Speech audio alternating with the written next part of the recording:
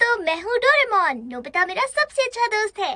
आपने बच्चों के फेवरेट कार्टून कैरेक्टर डोरेमोन का नाम तो सुना ही होगा। जी हाँ, डोरेमोन 54 साल का हो चुका है।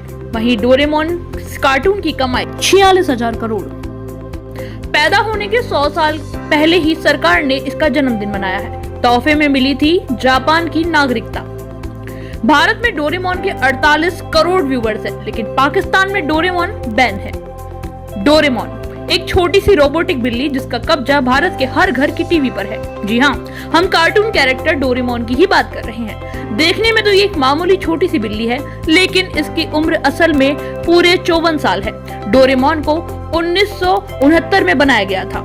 दिलचस्प बात भी ये है कि डोरेमोन का जन्म असल में सन 2112 में होगा। ये फिलहाल फ्यूचर से नोबिता की जिंदगी को आसान बनाने के लिए आया है।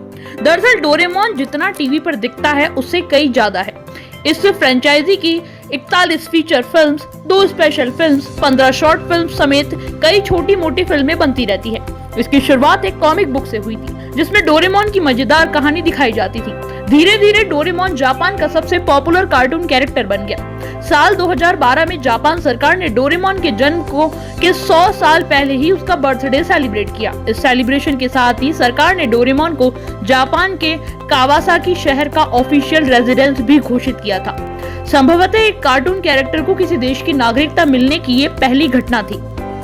इसकी पॉपुलैरिटी का अंदाजा इसी बात से लगाया जा सकता है कि इसकी फीचर फिल्मों ने दुनिया भर में अब तक 13,000 करोड़ की कमाई की है और रॉयल्टी से इसकी कमाई 33,000 करोड़ है, यानी कुल 46,000 करोड़।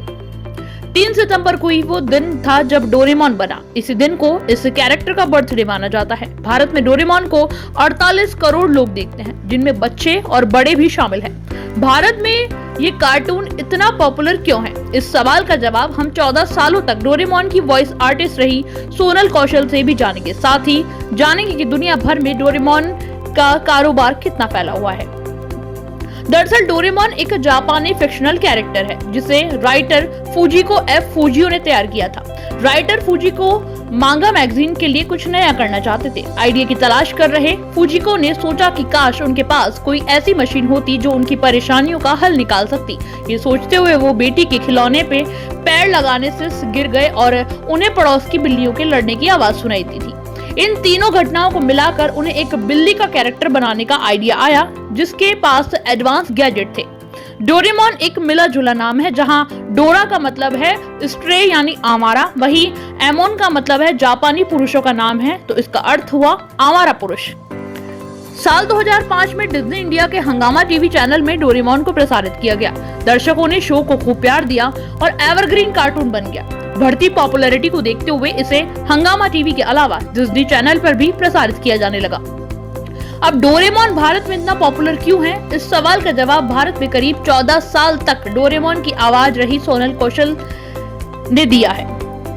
सोनल ने बताया है कि डोरेमोन को भारत में इसलिए पसंद किया जाता है क्योंकि बहुत से बच्चे उससे बहुत अच्छी तरह कनेक्ट करते हैं। बच्चों को लगता है कि काश हमारे पास भी डोरेमोन होता जो हमें गैजेट्स देता और हमारे काम आसान करता। हम कुछ भी कर पाते अगर हमारे पास डोरेमोन होता। हर बच्चे को अपनी लाइफ में डोरेमोन चाहिए, इसलिए बच्चे दिल से कनेक्ट करते हैं और उसे पसंद करते हैं।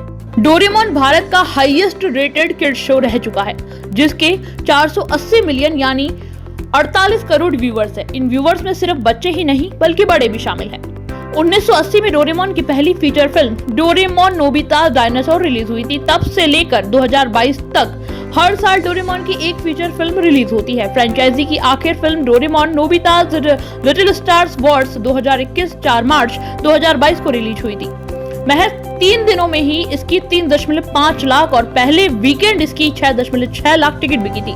इसने 171 करोड़ रुपए का वर्ल्ड वाइड कलेक्शन किया था। डोरेमोन की 41 फिल्में रिलीज हो चुकी हैं। वहीं मार्च 2023 में इसकी upcoming film Doraemon Nobita's sky utopia release होने वाली है। फिल्म की 41 फ्रेंचाइजी फिल्मों का कुल कलेक्शन 13,000 करोड़ है। साल 2014 में रिलीज हुई film stand by me Doraemon इस फ्रेंचाइजी की हाईएस्ट ग्रासिंग फिल्म है। इस फिल्म ने जापान में 479 करोड़ रुपए का कलेक्शन किया था, जबकि इसका वर्ल्ड वाइड कलेक्शन 1469 करोड़ रुपए था।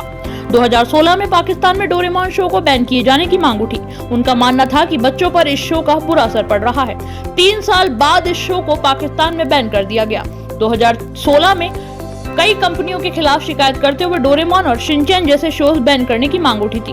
हालांकि भारत में इसे बैन नहीं किया गया। डिज्नी चैनल इंडिया को बांग्लादेश में भी बैन कर दिया गया है। डोरेमोन 25 देशों में देखा जा रहा है और सभी जगह ये सबसे फेवरेट कार्टून कैरेक्टर है। इसकी मेकिंग के दौरान ही उन बातों का ध्यान रखा गया है जो इसका क्रेज बढ़ाता है, जैसे कि डोरेमोन का शेप इतना आसान है कि बच्चों को जल्दी याद रह जाता है और वैसे खुद भी डिजाइन कर सकते हैं। दूसरा कि डोरेमोन के पास कई सारे गैजेट्स हैं जो उसके दोस्त नोबिता की जिंदगी को आसान करते हैं। सारे बच्चे इस तरह के गैजेट्स के बारे में सोचते हैं, जैसे होमवर्क कर देने वाला गैजेट, मनचाहा खाना देने वाला गैजेट या एक जगह से दूसरी जगह आसानी से ले जाने वाला गैजेट।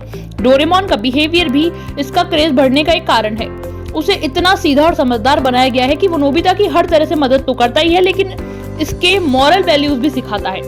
नोबिता का एक आलसी लड़का है जिसके स्कूल में मार्क्स कम आते हैं और उसके दोस्त उसका मजाक उड़ाते हैं। कई बच्चे इस कहानी से काफी कनेक्ट करते हैं। जापान में अनुशासन को काफी महत्व दिया जाता है, लेकिन नोबिता इसके उलट आलसी लड़का है। नोबिता को जापानी लोग सिंबल ऑफ ट्रू फीलिंग कहते हैं, क्योंकि हर कोई उसकी तरह ही जीना चाहता है।